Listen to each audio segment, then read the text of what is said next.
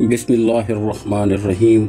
बातौफीक अल्लाह व अहले बैत दीवान सैयदुल बतहा हज़रत अबू तालिब अलैहिस्सलाम की शायरी पर मबनी सीरियल की पहली किस्त बहुत जल्द नशर की जाएगी, जिसकी इब्तदाइया वीडियो आप नाजरीन देख रहे हैं।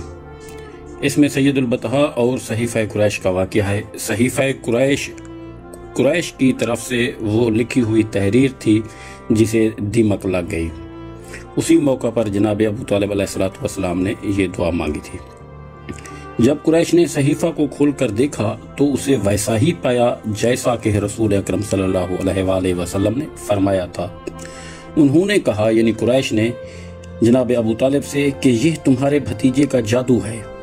उनकी सरकशी और दुश्मनी में और इजाफा हो गया।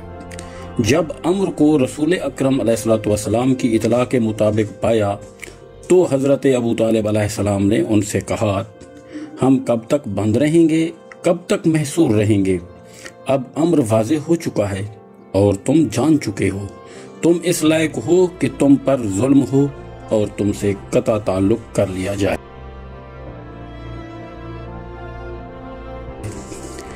इसके बाद हज़रत अबू तालिब अलैहिस्सलाम और उनके साथ सब अफराद काबा के पर्दे के करीब आए और हज़रत अबू तालिब अलैहिस्सलाम ने फरमाया, अल्लाहुम्मा अंसुरना मिम्मन ज़लमना व क़ता अरहामना वस्तहल्ला मा यहरुमु अलैहि मिन्ना।